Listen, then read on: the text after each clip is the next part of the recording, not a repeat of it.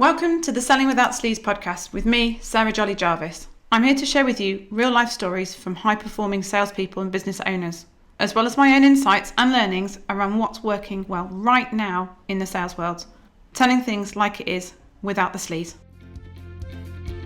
Hello, welcome to the Selling Without Sleaze podcast. I'm your host, Sarah Jolly Jarvis, and today I am joined by Jason Treu.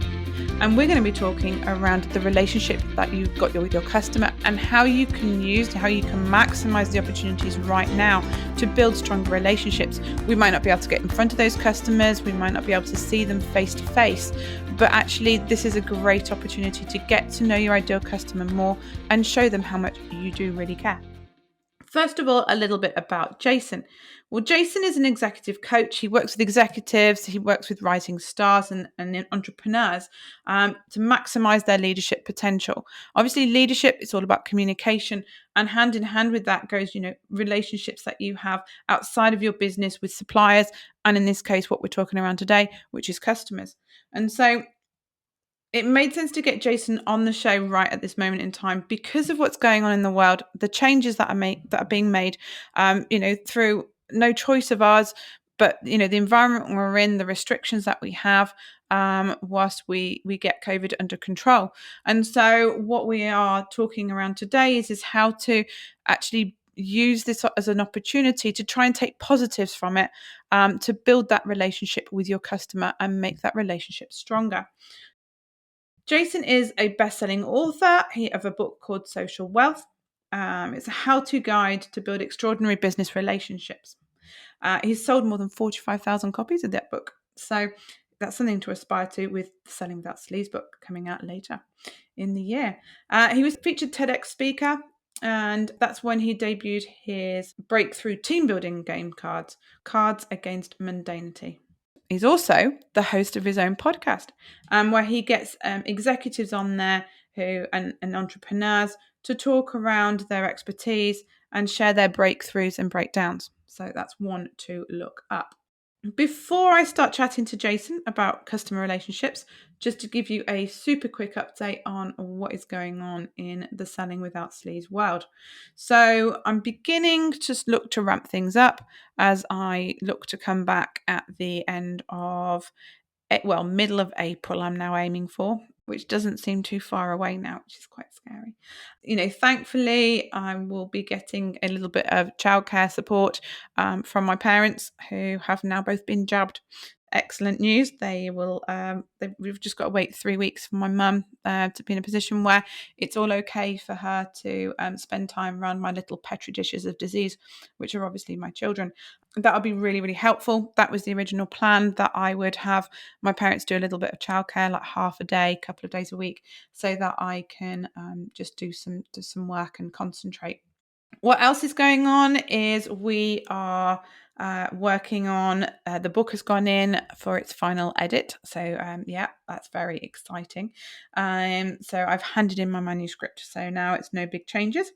But then, we've got that. And then I've just started working with the team on the front cover.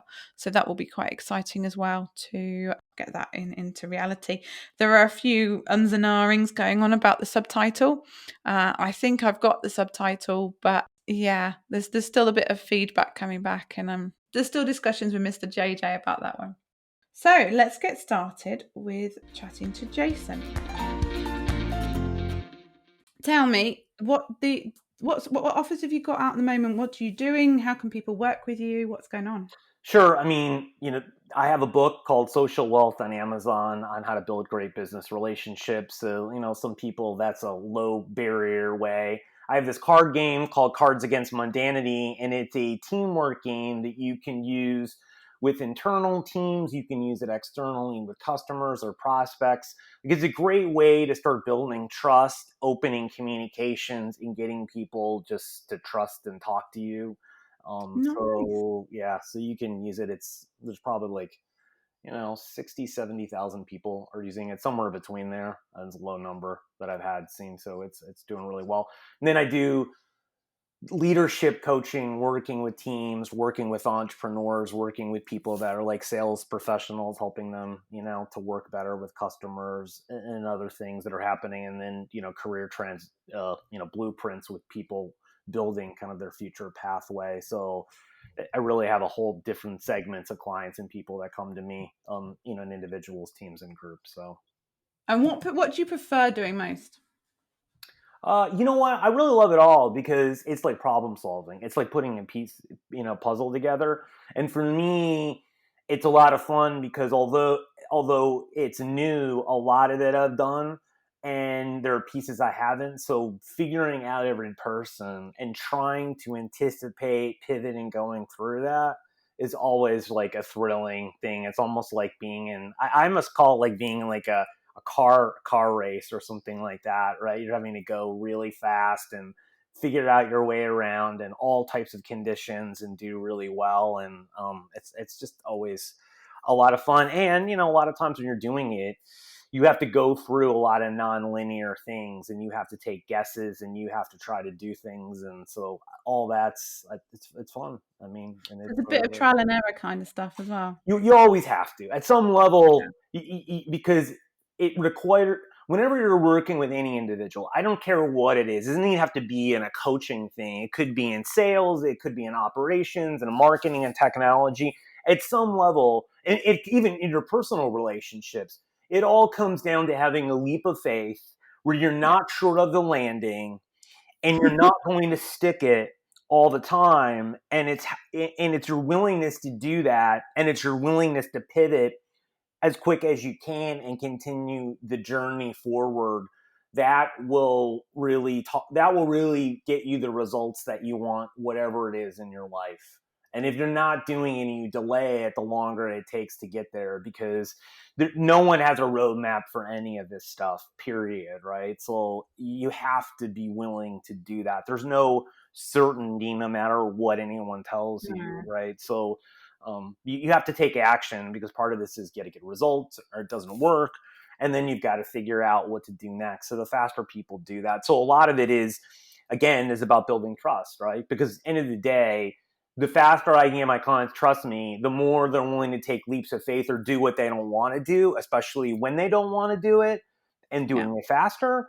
And then they get better results, and then those turn from incremental to exponential. And that's where the real breakthroughs happen, when you do it over some limited period of time even.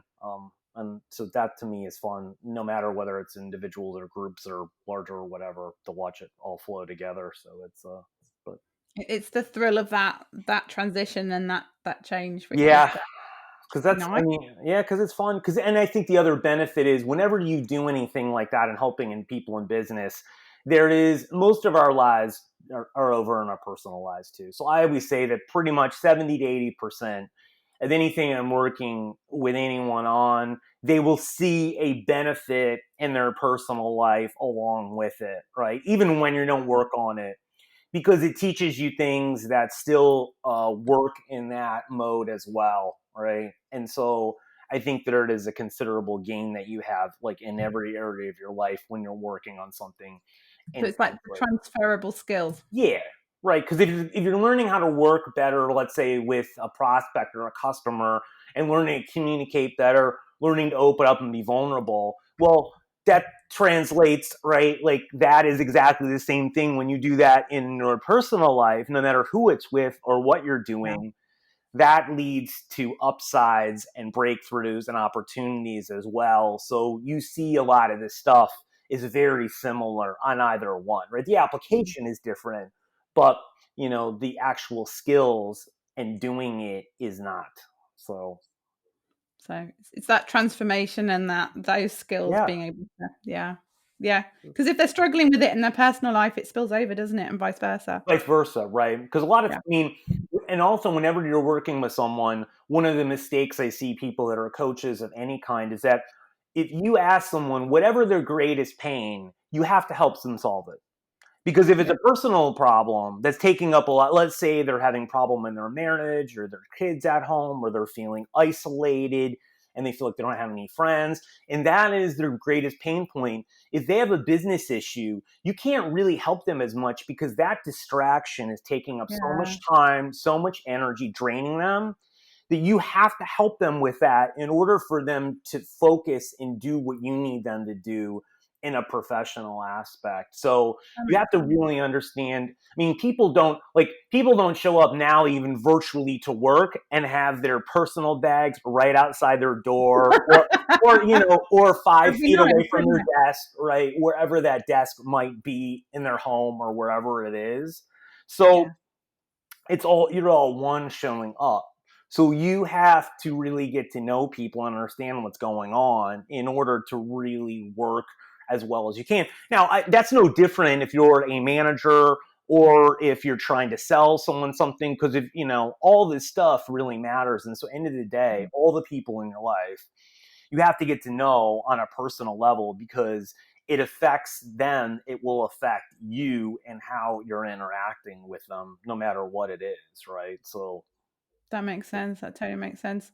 Well, when we did the initial, we had like an initial chat, didn't we, over coming on the show, yeah, and we were talking through things. We were talking through different topics, and we got onto relationships with your customers and the change that the current environment, which everyone loves to talk about, but at the end of the day, it is a massive impact that, people having to go into lockdown, people having to wear masks, do things more remotely. It's had a massive impact. Um, and really. so, we spoke around, that sort of impact, and that's what really kind of, for me, we kind of it really clicked, and it was really insightful, the sort of conversation that we had, and so that's why I thought, yeah, well, we'll cover it when I get you on the show. Hence today. So, talking around, like, what do you see as being the big change, the big transition with relationships with you and your customer? So people and their customers during this sort of time. Well, I think what you saw right back in last year, in February and March, when this all first started, is that people were galvanized around the coronavirus, because it was like everyone's there to try to stay alive, right? So Yeah. what you saw in terms of research data is engagement for employees working in any business, right? No matter if it was a solopreneur up to a large company.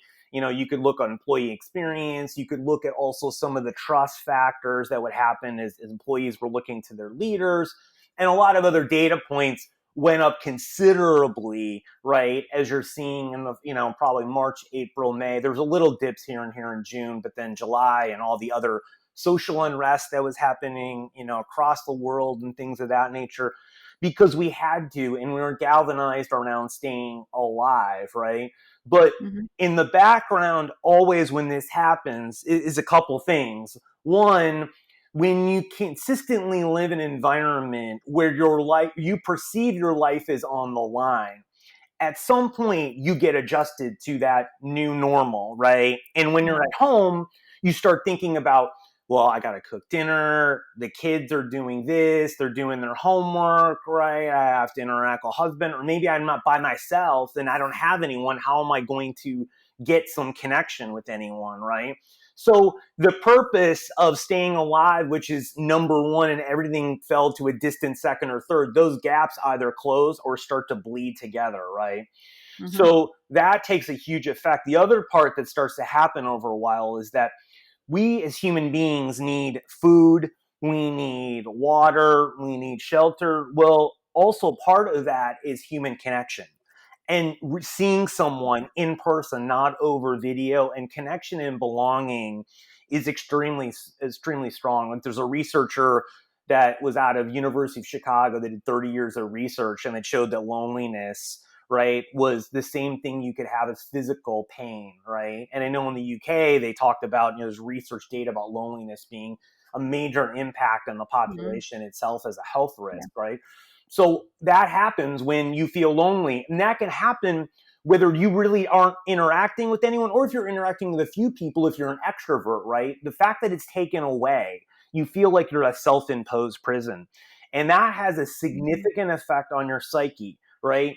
As well as for a lot of people doing their jobs, you're seeing them work more, you're seeing them work longer, right? Obviously, you get some time back, but all of that stuff starts to bleed over. A lot of people weren't taking vacations overall, right? So Yeah.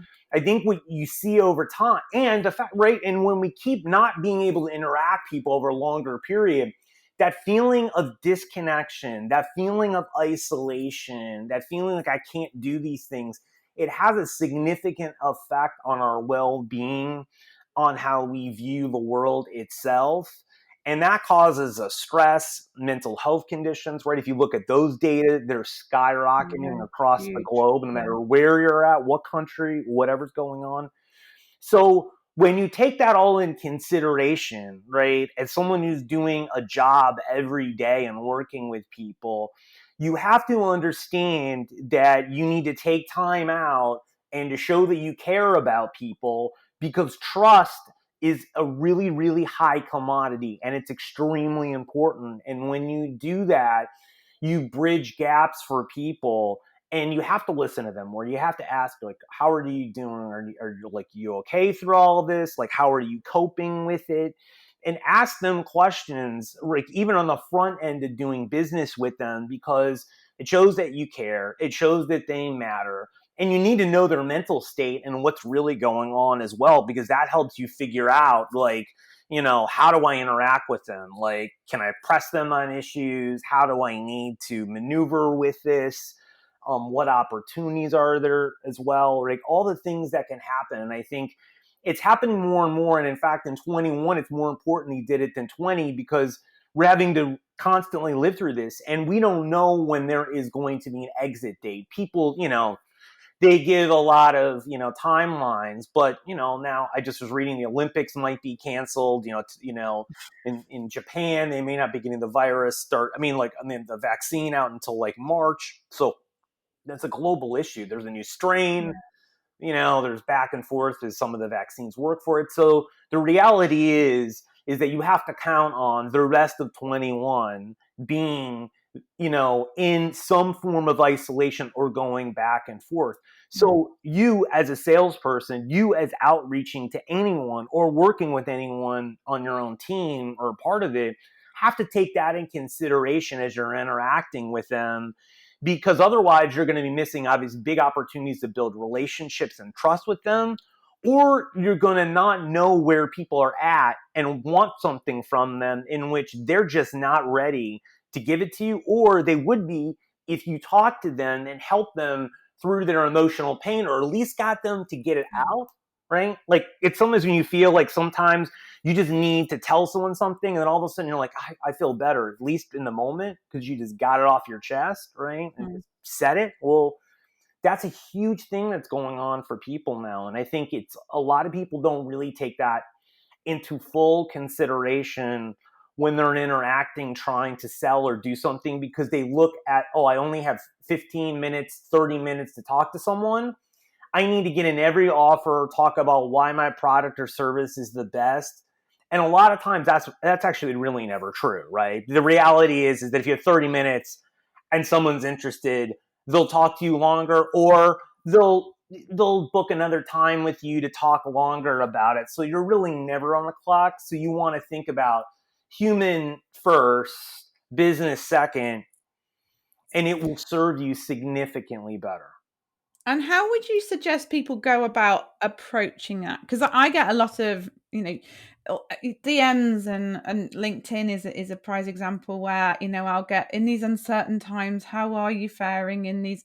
And it's all it's very doom and gloom, isn't it? It can be quite negative, and people do remember how you made them feel. How would you, what's your suggestion on approaching that human element? How do you Well, open the subject? I just think sometimes with people, I think sometimes people, it's just to say the truth. Like, it's, hey, we're all living through, hello, hey, it's great to meet you, like virtually, right? Like, it's video and sort of wave or something to them and sort of say, I just want to ask you, first of all, we're all going through this crisis and a lot of people are isolations. You say to them, it's like, how are you holding up through all this stuff? Like, how are you really feeling? Are you able to get out and see people? And I think if you generally say it and you mean it, Yeah. people will really know. Like, another great thing that you can ask someone is, so tell me about, through this whole, the last year of dealing with all this, what's like one of the biggest lessons you learned out of this? Like, what is your takeaway? Right. So that's another way to allow someone to speak without asking them that question, right? Another way you can do it to actually make them feel good and actually can help you is saying, through all this craziness, like we're all grateful for something. So like, what are you grateful from all this? What opportunities or things that Mm. actually have done positively, right? To have seen you. And if someone stumbles saying, then you could just say, one of the things is just even being home, like as an opportunity me to see some of the people I care about, like in examples, a lot more, right? Or if you're not, you don't have a family and it's all about you saying, you know what? It's forced me to actually get and call people on the phone. And I've never really called people on the phone and to talk to them or get on video and have video calls or things like that. And lead with that. And then you'll help someone to then put them in a state where they're thinking about their abundance, not the lack, right? Yeah. Yeah. Right? Or you can Yeah. ask them a question like, so tell me about like, what's the happiest memory you've had over the last year? Like what's one of the ones, instead of focusing on bad things. And you could say exactly what you said, instead of focusing on doom and gloom, like I'd love to hear like what over the last year has been like maybe one of your happiest times where, you found some joy in all this, right? So those are ways that you can get around this and get people to talk about themselves and what's really going on, or to change their state by framing it and putting them in a better mood by anchoring it in positive things, right? Yeah. And if you're doing it as a trick or a tip and you don't care, it won't work, No. because No. nonverbal communication is 90 to 93%, and people can see it, they can sense it, they can feel it. So you have to come from a place of wanting to help people. But that is what, if you're doing sales, that's like one of the primary places you need to come from anyways. So, right? But Yeah. I would say Yeah. to you, doing things like that are really, really helpful, right? Mm. I mean, you can even ask people. Someone asks, so who have you leaned on more during this time, right? And Mm. maybe people don't have anyone. Maybe it's their dog or their cat or something like that. Well, that's an opportunity for a discussion or something like that, right?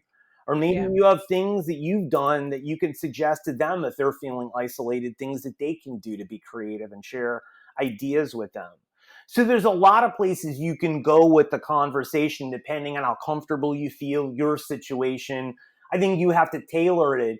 But I think if you just ignore it and go right into the business, you miss it, right? And also, you got to know as a salesperson, if they're in a bad mood or they're really down, then you'd want to ask them a Mm. question. What are you grateful? Tell me about like one of the happiest memories, to cause them, to help them get in a better place. So then you can have a conversation that's meaningful. So you've got to Yeah. read and understand the situation you're walking into with them, because where they're at is going to affect your ability to engage with them and build a relationship. And it's these personal experiences that people share with other people that are how you build trust the quickest. And all the data shows that. I was originally, for my game Cards Against Mundanity that I created, I read this study, and it was by Professor Arthur Anderson, and he built this sort of questionnaire that he had people ask each other, strangers, and there were 36 questions over 45 minutes, and they were pretty vulnerable ones. And he wanted to test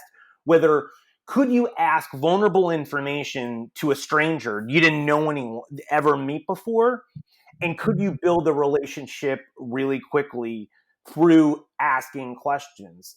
And what he found, and he did it, like dozens and dozens of times in different ages, geographies, everything else, that 30% of the people in 45 minutes built the closest relationship in their life, right?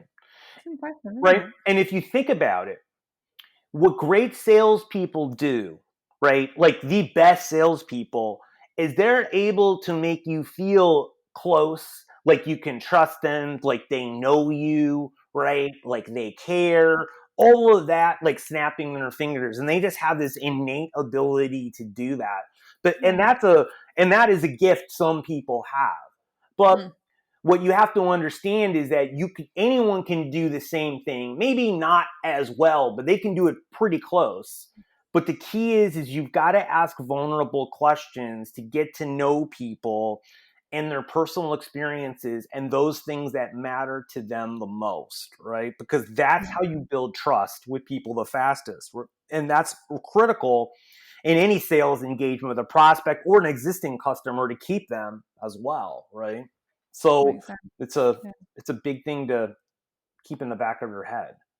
Definitely. I think the thing is it's being authentic, isn't it? It's like there's no point asking those questions if they make you feel uncomfortable because it's going to be obvious that you're uncomfortable. So it's finding what, the conversations I guess that you'd have with family and friends, and it's kind of presuming that's where the relationship, or inviting that the relationship to go that way, isn't it? And Yeah. to get that familiarity. It is because before all this pandemic, and I was going out and I did a lot of speaking at conferences, and I'd run into introverts, right, and I'd have them play the game that I had. And one of the things almost everyone said to me that they self-identified as an introvert, right, to me, said to me is that the problem I have going out and meeting people in groups is the small talk. What I Yeah. really wanted, right? It's like the first 10 questions I have to ask someone are like throwaway ones. So I can actually get at the questions that matter to me and the other person, like question 11 or whatever it might be, right? And they were like, if I can make that a quicker process, I would actually engage with more people because I'd have more energy and I'd be able to do that. I don't Yeah. feel like I can. So, like, that's what people really want. The problem is they don't know how to go about doing it. So, your job is to be able to ask questions that, in a way, that can allow people to really express how they're feeling and things that matter with them much quicker in your initial conversations and follow up conversations. Otherwise, what happens is you'll have a great conversation. The problem is it's in the last 10 minutes or the last 15 Yeah. minutes of an hour, and you've wasted a lot of it really with nothing that is It's important to superficial. Yeah. superficial, right? Yeah. And that's Yeah. essentially a waste of time, right? It Yeah. really is. And the other person doesn't want it either. It's just very difficult because no one knows how to go about doing it and asking it. And so that's why you have to be direct and start figuring out ways to ask deeper questions that aren't that difficult initially to ask someone in order to draw them out and get them to really express themselves, and then follow up with those to allow them to go deeper in the conversation, right? And really, Yeah. what all that matters at some point when you're talking to someone initially is a lot more of what they're saying, because what they're saying is going to help how they feel about you. So, of course, you don't want to just be an interviewer, but you want to allow them to talk more because that will feel the trust goes that way. And I've done it before where I've had conversations with people and I've said very little, but I've asked more questions, and how they felt about me, and I can see how they're interacting with me Mm. is significantly different. So I find the time, like, is really more valuable if you do the question asking and say a few things, but allow them to talk more, especially when you're in a point where you have to sell them something, or you're trying to, right, or trying to upsell them, or to even just keep someone happy and satisfied in what's going on as well. Yeah. No, that totally makes sense. I think that's the thing with the airtime, and from an airtime point of view, when you're for sales calls, what sort of percentage would you say people need to be? How much is customer, how much is you? How much should people keep in mind? I mean, I kind of look at it as that, you've got two ears and one mouth, right? I mean, like, I think that's, someone told me a long time ago, and I think that's a Yeah, pretty it's good a good amount saying. of doing it, because then you know that you're talking like essentially, a third of the time, and maybe you're doing a little bit more, depending on like what needs to be done. But I think if you keep it in your head to get them talking more, Yeah, it will really help you, because even if it ends up being 50-50 and not like that, it probably then saves you from talking 75% of the time. yeah, Right. So, yeah. I mean, it's It's a really range. about, yeah, it's more about progress, not perfection. Right. And so I think some of these things are a guide. And I think when you keep them in your head, you'll do better than you did before. And that all will make progress, and you'll see progress in your interactions. And that will help you get closer to the goal that you want to have over time. So it's more about the progression than it is, oh, I got to get it all right now, because that's like an unrealistic expectation for anyone, right? Because then you'll try to be perfect, and when people are perfect, try to be perfect, they make even more mistakes, right? Because then they get overly worried and stressed and everything else. So I Yeah. think it's a And then also it becomes that number thing and it stops being natural, doesn't it? yeah, because you're trying to keep track in your head. And that's never good either. So I think it's just better to say to yourself, I've got to ask more questions, and I've got to try to draw them out. And one of the other things is you can think in your head is, one, my job on this call is to be helping, giving, and inspiring. And am I really accomplishing that? And my other goal should be to seek to understand, right? And the third one, and equally as important, is my job is to build a great relationship with this person. They trust me, right? And I think when you do those, it'll really help you, because the underlying other part of this is to have empathy, right? And empathy Mm. is in very short supply these days, and it's something you're seeing across the board that is a very, very important critical skill that they're teaching people in all the leadership classes for companies they're putting in there, right? Is to really understand what it is to be like in that other person's shoes. Because sympathy is, oh, I feel sorry for you, right? But that you don't really understand. You just feel bad for the other person. Mm. But in empathy, you try to see it from their point of view, the best that you can from where you are sitting, right? They would say that you put yourself in someone else's shoes. You'll never be able to really do that, because, hell, you probably don't fit their shoe size, right? So, like, literally being funny, but it never works exactly. But what it does is it gives you a much better glimpse, and you start to think about, okay, how are they viewing the problem, and getting out and how you would view it and how you would solve it versus what they need from you. And I think, again, all those things help considerably as you're going through this process and trying to figure out, what to do, especially being in the pandemic and being in this environment that we're in. It's more important in 21 than it was in 20 to do these things, because you're really going to come up on some roadblocks if you don't, because the disconnection and sense of not belonging and isolation and loneliness is just going to be rising. It's not going down. So if you don't take in consideration, it's really going to hurt your engagements, and it's not going to help it. And you also will find it, you could greatly benefit from more people buying or buying more, right? So there's a lot of opportunity out there, even in the midst of a crisis, if you really think about it in a different way. Definitely. I think the thing is people are tired, aren't they? The reason why, as you say, that the initial panic, the initial sort of, knuckle down and crikey, we just want to stay alive, that's past. And, people are tired. They haven't had the vacations, they haven't had the time out. It's been a very intense time for everybody.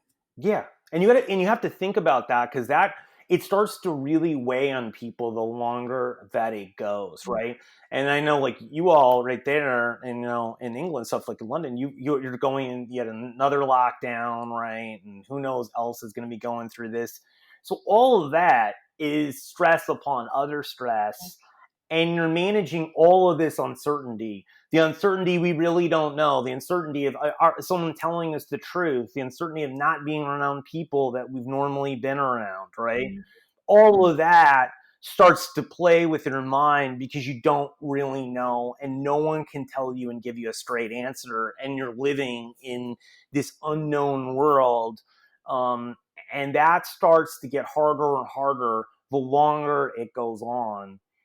And that's just how human psychology and psyche works, right? And so that Yeah. causes people to be in some challenging situations, and so they need someone who's more of a beacon of hope and a light, and bring some happiness and positivity, right? I mean, and that's, you have to think about, you really have to think about that when you're engaging with people in this way.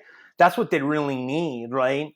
They probably need, they're in the shortest supply of hope, positivity, fun, laughing, right? And, you got to say to yourself, even you're having a challenging day, right? Well, the person I'm talking to probably is in a similar or even worse situation. What would they rather have? Me talk about doom and gloom, or me get excited and be happy and positive and lift them up? Well, I mean, the choice is pretty obvious. So be that person, and you'll see the conversations change significantly, and it'll make it so much easier to talk about what you want to talk about and to engage with them to find if there's an opportunity. And that's kind of, I say to clients around, be that ray of sunshine, rather than if you've if you're faced with your competition being doom and gloom and you being ray of sunshine, which one are you going to give more airtime to? Yeah. I mean, again, it's we buy from people that we know and like, right? I mean, we've heard that a million billion times, and it's the truth, right?